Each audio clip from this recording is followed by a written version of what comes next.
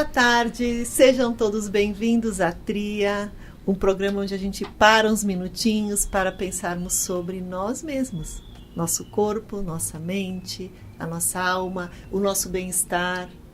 E hoje eu estou aqui com a Janete Rossi, meu parceiro de sempre, o Luan, e nós trouxemos uma temática que a gente escuta todos os dias das pessoas. Eu estou com um problema, tenho um problema. O que é problema? Essa é a temática de hoje. Vocês iam me matar se eu falasse que problema não existe? Começou bem, Lu. Acabamos o tema. Se ia ser muito contrário. O que tu pensa a respeito disso? O problema não existe, assim. Porque se a gente for pensar, não que eu já tenha esse nível de consciência, mas assim, se eu for pensar, pra quem que existe um problema? O que seria um problema? Problema, segundo, tem um cara que se chama Robert Adams, que ele tem um material que se chama Problema Não Existem, que ele comenta assim, que o problema significa que o mundo não está girando como tu gostaria que ele girasse. Mas isso não seria um problema. A gente vê isso como problema, mas não seria. Mas ele não passa a ser um problema para mim? Se eu quero que aconteça algo e aquilo não acontece? Passa a ser um problema. Porque ele faz uma pergunta assim, para quem que existem os problemas? E daí a gente já começa a falar assim, para mim eu tenho vários. E daí a pergunta que ele lança em seguida é, então, quem é tu? Porque ele fala a questão sobre não se identificar com um corpo ou com uma mente, porque a gente pega um problema, uma situação da vida, tá? Que entende como problema, traz ela pra mente e relaciona ela ao corpo. Só que se a gente for parar pra pensar como consciência, se a gente não for a mente e não for o corpo, o problema vai se manifestar onde? Posso pensar no problema como uma frustração de desejo, então? Eu acho que a gente fala muito, né, da metáfora da água, né? A maneira que eu vejo o copo meio cheio ou meio vazio, né? Uhum. E há pessoas, indivíduos que não conseguem nunca ver o copo cheio, mesmo que ele esteja completamente cheio. E se eu enxergo sempre o copo meio vazio, eu tenho uma tendência, eu sou tendenciosa a achar que sempre há alguma coisa, algum problema por trás disso, né? Então, no momento que eu sempre acho que o meu copo está vazio, eu relaciono o vazio de que eu tenho um problema, se eu fizesse tal coisa eu seria mais feliz, se isso tivesse acontecido comigo não teria sido um problema na minha vida, né? Então acho que tem a ver também muito com as coisas que tu está dizendo, né? A questão da frustração, a maneira como eu vejo o mundo, né? E se eu vejo o mundo de uma forma muito nihilista, eu sempre vou ver problema em tudo. Um problema se eu quebrar o salto do sapato é um problema, se eu cheguei atrasado é um problema, se as pessoas não me responderam do jeito que eu queria que elas me respondessem é um problema, se eu não fui abraçado do jeito que eu esperei ser abraçada por aquela amiga no meio da rua, pode ser um problema, né? Então eu problematizo as coisas sempre segundo a minha subjetividade, né? Tá, tem a questão problemática, que tu olha assim de uma forma muito mais, talvez, multidimensional, né? A pobreza na África, né? A pobreza é um problema. A fome, né? Mas o que eu faço com isso? A questão não é nem isso, assim, né, Lu? O que eu faço com o olhar que eu tenho sobre a questão da fome? Eu só problematizo e falo sobre, ou eu faço algo em relação a, né? Porque eu acho que as pessoas hoje, eu me lembro uma coisa que a gente falava muito há 30 anos atrás.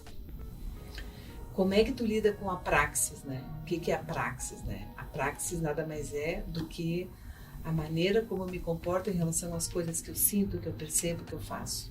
Então se fala muito, se percebe até muitas coisas e se faz pouco, né? Não se movimenta, não se tira a pedra do sapato, né? E aí eu continuo com o problema de sentir a dor no pé, sentir a pedra no sapato.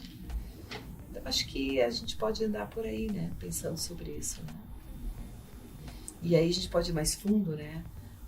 Por que não tirar a pedra no sapato se eu percebo que isso é um problema para que eu comece a mancar? Que eu tô mancando em cima daquilo. Eu tô mancando, caminhando mal, me comportando mal, sentindo dor, eu não tiro a pedra do sapato. O que tem por trás da não retirada da pedra do sapato? Falta consciência? Falta. Mas nós temos aí um outro elemento que recheia nossos comportamentos o tempo inteiro, o nosso recheio do bolo, que são as emoções, né?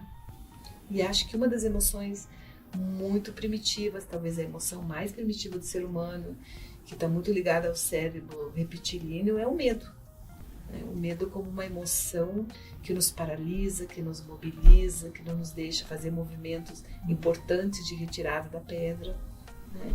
E que faz com que para nós vejamos o mundo de uma maneira problematizada o tempo inteiro. Medo de sair, medo de me relacionar, medo de beijar, medo de mudar de emprego, medo de mudar de relacionamento, medo de dizer não para aquele amigo que eu possa ofendê-lo. Então, acho que a gente pode articular muito essas questões com o medo, né? Como é que vocês veem isso?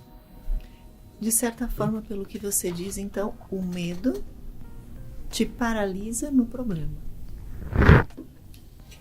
Ele poderá te paralisar. O medo do que poderá acontecer depois, mesmo que poderia ser um caminho mais saudável, me deixa estagnado a não agir. Por isso que eu vejo a pobreza e não faço. Ali eu travo. E também pode fazer a situação virar um problema, porque assim,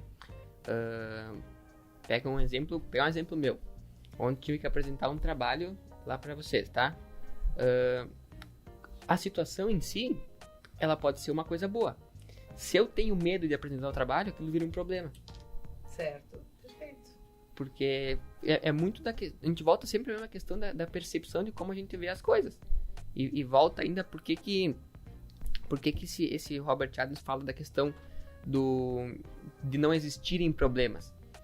Porque ele diz que, na verdade, o que não existe de fato seria esse nosso eu, que a gente criou, essa nossa personalidade, que não é quem a gente é realmente. Porque a gente criou aquela camada sobre a nossa essência. Então é esse nosso ego que sente o medo, não a gente.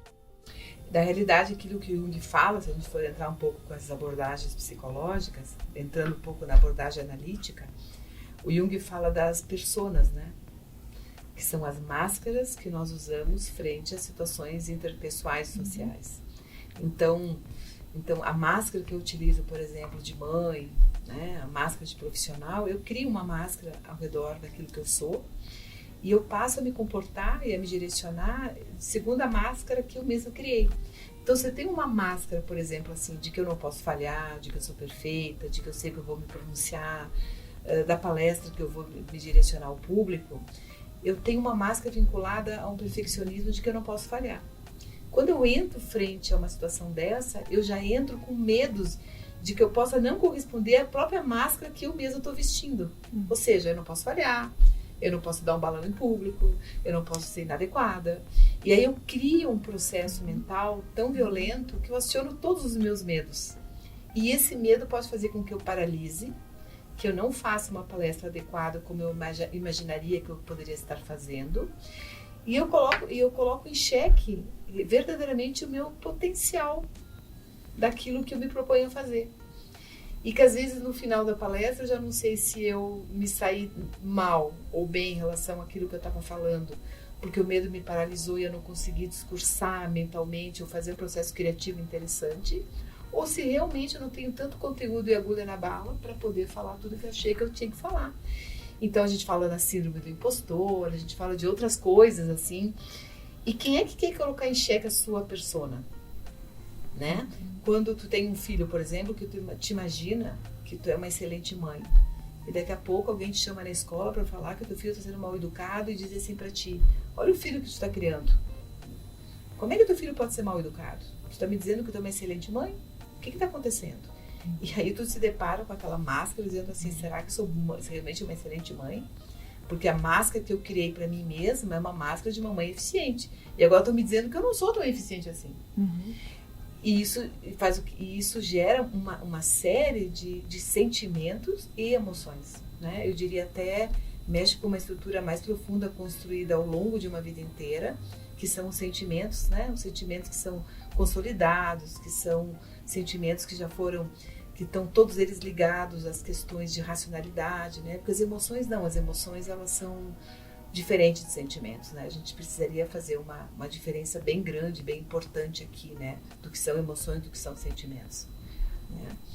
E é complexo isso, né? Isso que tu fala, eu acho que é bem interessante. O Jung fala muito sobre a questão das personas, inclusive ele fala que a persona é um pressuposto fundamental que o indivíduo precisa se despir e olhar de perto para poder ter um crescimento psicológico, para entrar no processo de individuação, né? Que a gente trabalha 4 passos, né, para poder chegar ao processo de individuação, e um deles é o confronto com essa persona, a retirada e a análise dessas personas, né? Retirada não, porque todos nós usamos máscaras, né? Mas essa máscara não pode me sufocar, não pode me deixar inábil frente às situações, e eu preciso constantemente estar questionando os atributos e aquilo que forma essa máscara, senão ela me engole. Não sou eu mais, eu sou aquilo que dizem que eu sou e aquilo que eu imagino que eu seja, que eu posso estar sendo. Ela te paralisa, né? Porque tu cria... O problema do... De onde é que vem o medo? Ele vem da própria expectativa, né? Que tu mesmo cria, essa mesma máscara. Janete, não... No geral, a gente não tem consciência dessa persona que a gente cria. A gente acredita ser ela. A gente vive como se nós fôssemos aquela mulher perfeita. Uhum. Então, quando eu me deparo com alguma falha dessa criação perfeita, acionam os medos da não aprovação, da rejeição, do abandono, da desvalia, como consequência. Mas como a gente faz para perceber, então, quando a gente se olha, o que é uma imagem que eu estou criando de mim para poder, talvez, buscar uma aceitação social ou até um alto valor meu mesmo? E como eu faço para compreender o que eu realmente sou? Como é que eu dissocio, então, a persona da minha essência? Na realidade, não dissocia, nós somos uma coisa única, né? A questão é que quando eu começo a formatar, começo a esculpir as minhas máscaras, né? Elas estão todas elas esculpidas de acordo com as expectativas, com as vivências e com a maneira como eu sou criado e a maneira como me comporto numa sociedade. Então, por exemplo, na infância, né, quando a criança começa a ter a formatação do ego, ela começa a criar essas estruturas e começa a dizer para ela que criança inteligente, que criança esperta, ela já começa a formatar essas máscaras de esperteza, de ser uma criança esperta, uma criança realmente especial. E ela vai achando e vai crescendo achando que ela é uma criança muito esperta, né? Chega um momento da vida que ela se dá conta de que ela não é tão esperta, de que algumas coisas estão acontecendo com ela que não era bem o que diziam que ela seria, o que ela realmente é. E isso causa um sofrimento muito grande. Por isso que a gente fala muito assim. E aí tem vários autores que discordam, alguns concordam, né? Não vamos nem falar sobre concordar ou discordar, mas assim, eu não posso deixar de pensar que o crescimento se dá muito pelo sofrimento. Porque quando eu acredito piamente em alguma premissa e que alguém diz para mim, mas tu não é isso que tu está dizendo que tu é. Ou isso que tu acabou de fazer não é bem adequado. Isso não é aquilo que nós esperávamos, ou não é bem isso. Quando eu me deparo com essa realidade, eu tenho um processo de sofrimento muito grande. É como eu falei o exemplo da mãe, né? Se eu tenho um pressuposto de que eu sou uma boa mãe, alguém vem e diz pra mim, eu acho que tu não é uma boa mãe. Isso vai me causar um sofrimento tremendo, porque isso vai confrontar a minha persona. E mais do que isso, nós vamos entrar numa outra estrutura que o Jung fala, que seria assim a terceira estrutura que a gente precisa também começar a trabalhar no processo terapêutico, que é o confronto com a nossa sombra. Então, o confronto com a minha sombra é confrontar com aqueles conteúdos que eu realmente tenho vontade de deixá-los sempre embaixo do tapete. São a minha fragilidade, as minhas vulnerabilidades, os meus medos, as minhas invejas, as coisas que não são boas em mim, as coisas que eu até sei que eu peco como mãe, mas tomara que não me digam, porque se não me disserem eu não preciso confrontar isso, eu vou deixar embaixo do tapete, né? Então, é complexo isso. Porque é justamente a persona vem para ocultar a sombra. Ela também vem contribuir para que essa sombra fique onde deve estar. E é muito desconfortável, né? Fazer esse processo de olhar para dentro de si, mas de olha olhar só, para tudo isso. Ouvindo a Janete agora, talvez dê pra gente retomar o nosso tema, pensando que talvez quando surge algo que eu leio como problema, talvez me acenda uma luz de olhar para isso de uma forma um pouco mais profunda e talvez isso me traga uma clareza em relação a isso, já que existe um sofrimento nisso. Então, o problema também gera um sofrimento. Então, talvez parar para olhar esse problema sobre uma outra perspectiva me amplie a minha consciência e percepção sobre essas personas, sobre a sombra, sobre a necessidade do ego, etc. Eu acho que isso que eu estou colocando bem interessante, que, por exemplo, vamos pegar o exemplo então da mãe e do filho, né? A professora chama a mãe e na sala de aula, na escola, e diz, olha, teu filho está com um problema de comportamento, ou um problema de aprendizagem. Sim. O quanto isso possa fazer um alerta para essa mãe, para que ela olhe esse filho de uma maneira talvez diferente. Porque esse filho pode estar trazendo uma questão de disfunção, ou mesmo uma dificuldade de aprendizagem, ou dificuldade comportamental, querendo dizer para essa mãe, tem algo acontecendo comigo. E que essa mãe não faz uma leitura de uma forma adequada. E a gente escuta muito das escolinhas a negação de alguns pais quando a escola aponta um suposto autismo. Mas para que a mãe se desconecte do problema que invada essa persona, ela precisa abrir mão disso para olhar para a criança. E às vezes a dificuldade está justamente aí. Porque a persona, ela às vezes se torna enrijecida, o indivíduo já não sabe o que ele é, o que é a persona. Tu te identifica tanto com aquela máscara que tu já não sabe mais quem está por trás da máscara. Ao ponto de eu negar o outro? E negar a problematização. Do tipo assim, não, é o seu olhar, meu filho é saudável, não tem nada. Eu vou tirar dessa escola, eu vou levar em outro médico, esse médico disse coisa que não era para ter dito, essa psicóloga está me dizendo coisas que eu não quero ouvir. Então, e inclusive a gente que trabalha com terapia de família, sistêmica, né, aquela coisa toda, quando a criança ela é fruto de um meio, ela está dentro de uma conjuntura sistêmica, né? Então, geralmente hoje em terapia infantil, a gente trabalha muito com a participação da família, né? A família está inteira nesse tratamento com a criança, né? Não se faz o tratamento individualizado, né? A criança é jogada no consultório e não se fala com os pais. E aí a participação da família é fundamental, de que a criança ela está apenas sintomatizando alguma coisa, até denunciando alguma coisa que essa família não está andando bem. Agora, se eu tiver uma persona muito enrijecida, uma dificuldade tremenda de confrontar com a minha sombra, e eu estou muito descolada do meu verdadeiro eu, o que eu faço com esse problema? Eu não escuto. Eu distorço o problema, Nego. Eu projeto que é o outro que não está conseguindo enxergar o que tem que enxergar, eu faço negações, aí eu aciono todos aqueles mecanismos que a gente sabe que o ego tem, um melhor que o outro, né? Para poder dizer, não, essa criança, meu filho é normal, o que está falando disso? Então, é interessante essa temática, né? E a percepção de que se eu ficar muito voltada para o meu eu não conecto com o outro. Também. Exatamente isso. Nem com a psicóloga que está querendo ajudar, nem com o pai, nem com a professora, nem com a criança. As pessoas têm interação. Nem com a criança. E nem com a vida, porque se a gente for olhar assim, o nosso ego, assim, as nossas personas, a nossa mente, ela é dramática. Ela é toda vitimista, tu ativa algum mecanismo de dor nela, ela usa todas as armas que ela tem para se defender. E o que eu vejo, assim, eu tô passando por esse processo e tá sendo complicado, mas muito libertador, assim. É de, ao invés de tentar ficar brigando com essa mente, se separar da mente. Conseguir ver de cima esse turbilhão de coisas. Porque se a gente for parar pra fazer a pergunta mais difícil de responder, que é quem sou eu de verdade, e a gente conseguir tolerar o silêncio e até tocar o próprio coração, a gente vai sentir uma segurança de que o vazio é o que a gente é, o silêncio é o que a gente é, a plenitude é o que a gente é. E todo esse turbilhão de coisas, esse pensamento, tudo isso é a própria ilusão. Então se afastar disso que é o troço difícil, porque realmente aquela frase daí dele faz sentido, que problemas não existem. Porque quando tu se afasta da mente, onde é que tá teu problema? Só que isso é a coisa mais difícil que tem. Eu fiquei ouvindo a Janete usar o exemplo da mãe chegando na escolinha, teu filho está com um problema.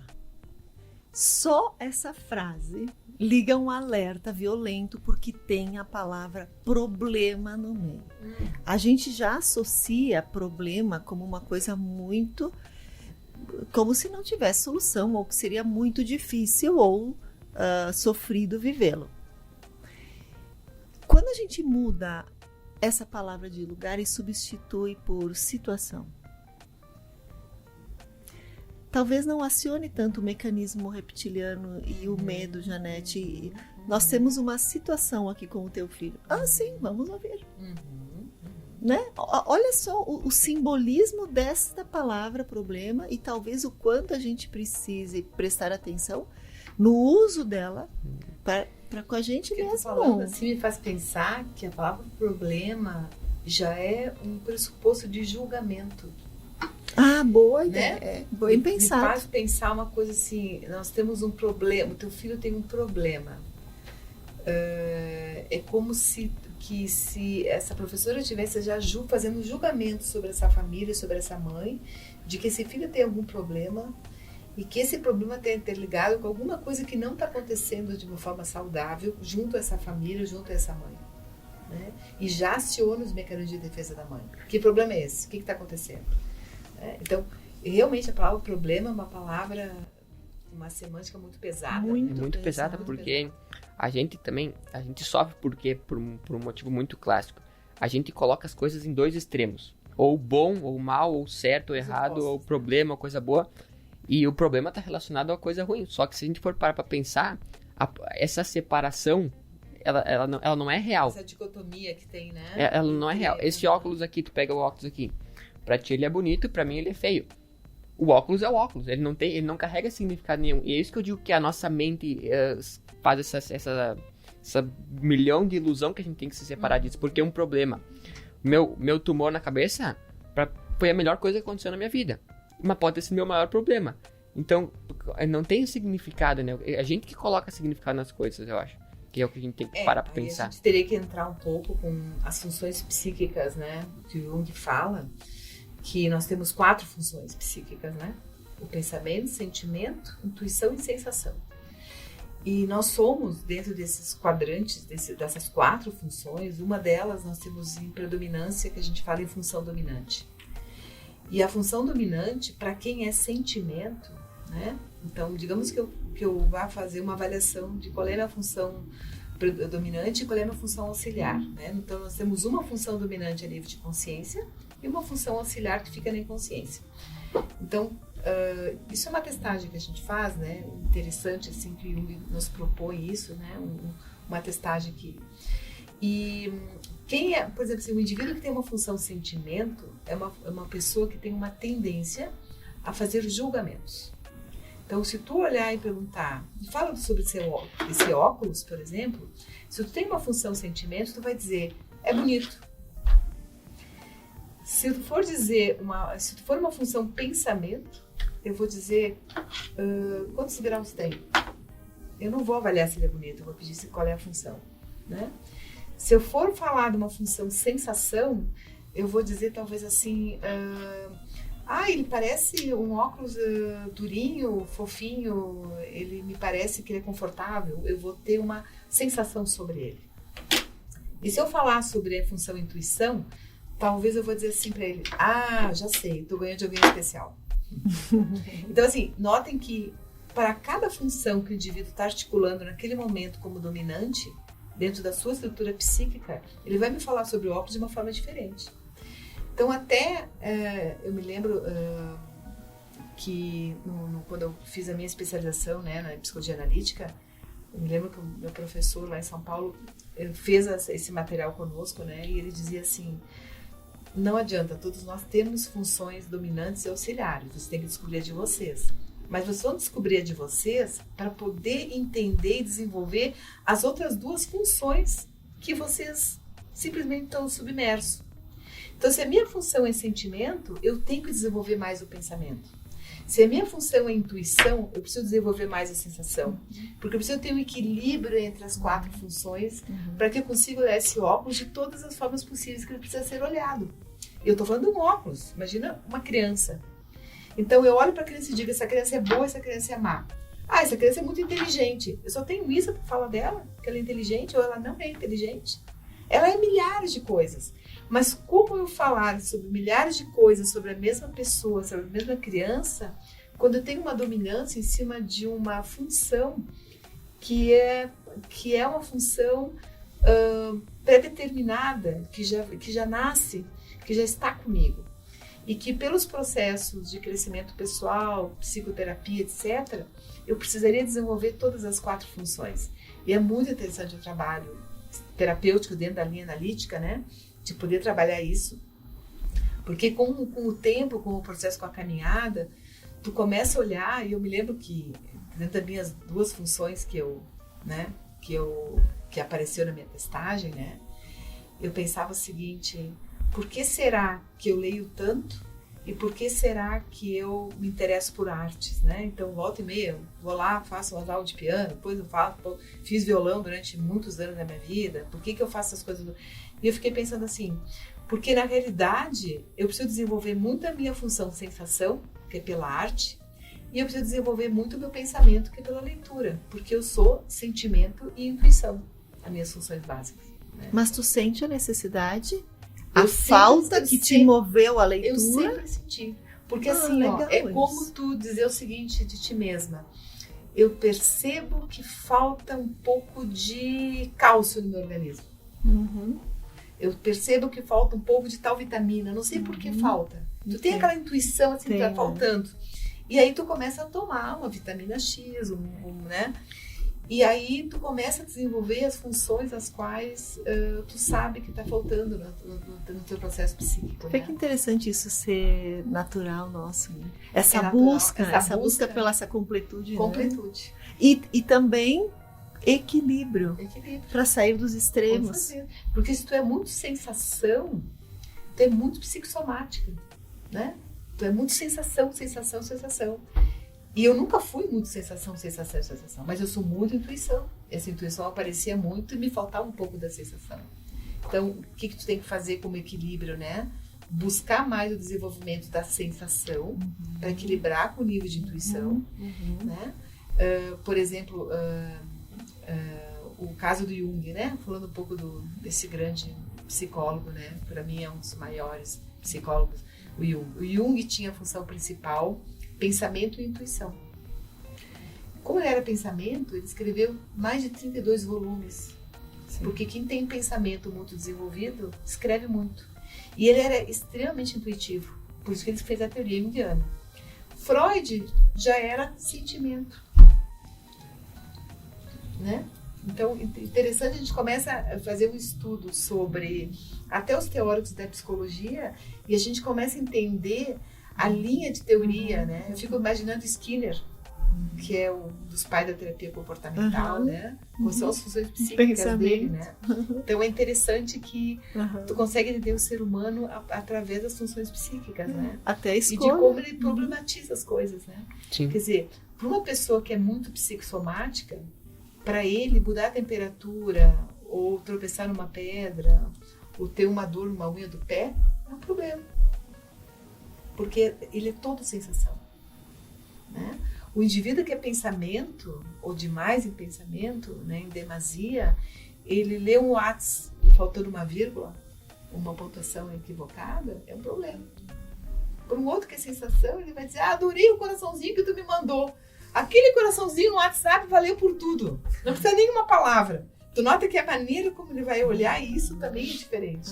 Né? O intuitivo vai olhar e vai dizer assim, era pra tu mandar um coração, mas tu mandou outra coisa, né?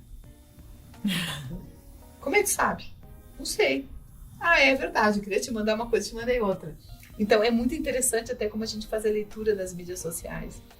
Conforme a tua função, né?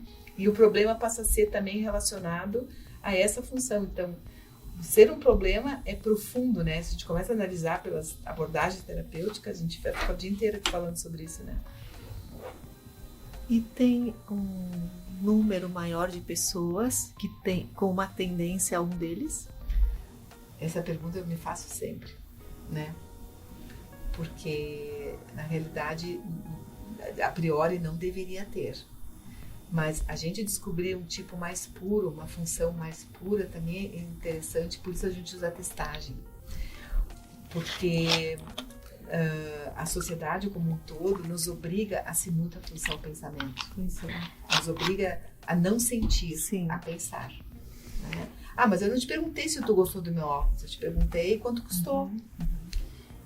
E aí, toda vez que eu vou responder a respeito do óculos, eu não vou responder o quanto ele me faz bem, o quanto ele significa que eu ganhei de uma pessoa muito querida. Eu já sei que tu vai perguntar e eu vou te dizer o preço. Quando eu te digo o preço do óculos, ah, tu gostou, Josi? Custou 500. Tu vai me dizer, ah, que legal, eu queria saber o preço. Mas não era o que eu queria te dizer. Eu não queria te dizer o preço, eu queria te dizer que eu ganhei de uma pessoa muito querida. Mas eu não te disse, porque eu sei que tu gosta de saber o preço das coisas. Então, às vezes, tu não sabe se eu sou função pensamento, que eu te disse o preço dele, ou se eu sou capacitada, habilitada nesse momento a dizer o que eu sinto a respeito do óculos, porque tu também não quer ouvir. Então, às vezes, a gente fica pensando, essa pessoa é do jeito que é, por uma questão de aprendizagem, por uma questão... Embora existem, obviamente, indícios que a gente consegue perceber a função de cara, né? Às vezes, a gente faz uma... Me fala um pouco sobre esse copo d'água. De uma forma assim muito aleatória, a pessoa começa a discorrer, você já sabe o perfil dela, né? Tu percebe uma predominância social maior em algum deles? Eu acho que a função sentimento é uma função... Eu arriscaria dizer isso também. Né? Porque ela é uma função extremamente avaliativa, né? Uma função de julgamento. E uma função muito do feio do bonito, do certo e do errado, né? É uma função que me parece muito vigente, né? Mas não sei se ela... Mas eu acho que tem muito da questão de como a sociedade se comporta, querendo saber se tu gostou ou não gostou. Tu gostou da minha fala? Tu gostou do meu vestido? Tu tá muito inquirido a ter que responder se eu gostei ou não, né? Isso cria um senso comum a nível social, de avaliação. Porque parece que se tu não avalia e não julga, nada funciona, né? Mas é uma função que aparece muito frequente, o sentimento. E a gente precisa trabalhar muito isso, porque às vezes eu quero simplesmente que tu me escute, eu não quero que tu me julgue, né? Porque que hoje em dia a psicologia é uma profissão que está hoje sendo muito procurada, muito buscada, está muito em voga.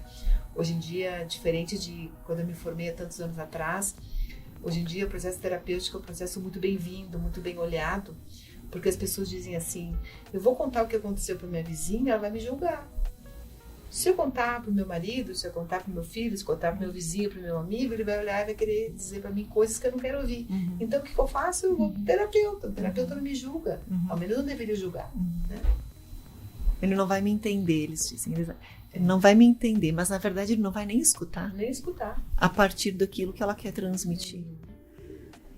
E a gente fica preso nessa dependência de esperar uma resposta dos outros, né? Vocês não percebem isso? Que a gente foi ensinado assim, que tu faz um negócio e espera o que o outro vai dizer de ti. Só que isso te prende. Sim. Te deixa vulnerável a tudo. E a resposta do outro. Porque se eu mando um texto pra ti e tu não me diz nada a respeito do texto, eu vou dizer, como assim tu não gostou? Tu não vai me dizer nada, e tu vai me dizer, eu li. E tá tudo bem que tu leu. Né? Eu não preciso ficar ouvindo elogios ou alguma coisa que tu possa me dizer, né? Simplesmente tu leu, ok. Eu quis mandar pra ti, tu leu e tá ok. Mas não é só isso, parece, né? Não, porque parece que é mendigo de afeto dos outros hoje em dia. Parece assim, a gente tá sempre esperando alguém que nos dizer algo bom. Como as redes sociais, né? Se eu postei alguma coisa na rede social, como é que tu não me curtiu? Como é que tu não disse nada com aquilo que eu postei? E para o indivíduo que não é sentimento, por exemplo, né? Ou que o indivíduo que já tem os seus quadrantes mais estruturados, às vezes tu vê aquela foto, tu acha interessante, mas tu não tem necessidade de ficar curtindo ou de dizer nada. Tem uma pergunta que eu tenho curiosidade, eu tô respondendo ela de mim todos os dias, que eu queria fazer para vocês. Vocês acreditam que exista uma paz e uma felicidade imutável, não a euforia, mas uma paz e uma felicidade imutável, que transcenda as emoções que a gente sente aqui como um estado? Como um estado. Algum estado que transcenda as situações do mundo, assim. Vocês acreditam nisso? Que exista ou não? Olha, estava me lembrando de algumas leituras que eu estava fazendo, né? E eu tenho uma coisa interessante, assim, que o Jung fala, né? Ele fala de uma coisa chamada, assim, de que essa euforia, né? Ela precisa... ela é diferente de sentimento, né? Então, assim, tudo que tu tem de euforia que não está vinculado a um sentimento, alguma coisa de profundo, alguma coisa ligada ao eu, é simplesmente uma euforia passageira. Quando faz sentido e quando está linkado a uma questão de sentimentos, né, é algo que faz uma reverberação dentro de ti. E aí tu passa a ter uma sensação espiritual muito diferenciada, que não tem nada a ver, às vezes, com o episódio ocasionado que gerou euforia. Agora, para tu fazer link com esse sentimento, tem toda uma preparação psíquica por trás disso também, né? E aí eu acredito que quando tu consegue linkar com sentimentos verdadeiros de coisas que estão acontecendo dentro de ti, essa coisa imutável, essa felicidade é uma felicidade perene. Porque tem muita coisa que se diz sobre isso, né? A felicidade não existe, a alegria é passageira. A gente escuta na mídia milhares de coisas, né? É que não é a euforia da felicidade. Porque assim, ó, se a gente for olhar com consciência pra vida, a gente tá aqui de passagem num sonho que pode acabar a qualquer momento. Esse simples fato já tira a importância de muita coisa que a gente vê como um problema. Outro fato. Se a gente não for o corpo e nem a mente, mas sim uma consciência que não tem forma, e tu aprender a se separar disso com uma consciência que eu tô aqui vivendo e eu vou apenas ser. Tem aquela livro, apenas seja. Isso te deixa livre. Isso te devolve a tua liberdade, porque onde é que a gente se prende? Na mente. Porque as situações do mundo, não existem situações ruins ou boas. A gente prende ela porque a gente traz ela pra mente e avalia a partir dos nossos processos, nossas crenças, nossas coisas. Se a gente conseguir se separar disso, onde é que fica o limite? Porque parece que a gente é um ser que voa e a gente vem aqui e escolhe rastejar. A gente nasce com asa e escolhe rastejar, porque se a gente consegue se libertar da mente, claro, a tua mente ela vai ficar o tempo inteiro bagunçada ali, não tem como cessar o pensamento. Mas se tu cessar a identificação com o pensamento, isso te deixa livre. E isso é uma coisa difícil, porque a maioria das vezes a gente experimenta segundos desse estado, minutos desse estado de paz, de clareza mental, de tudo, mas tu não consegue trazer isso normalmente pro dia inteiro. Mas eu acredito que se com muito treino e muito autoconhecimento, muito autoobservação, muita alta consciência de si mesmo, tu consiga acessar esse objetivo. Só que esse deveria ser o objetivo clássico da gente. Eu acho que depende muito do conceito que eu tenho como paz. Por isso que eu posso responder essa pergunta somente relacionada a mim. Né? Que a palavra paz, o que tu entende por paz? Tem gente que entende paz a ausência de problema.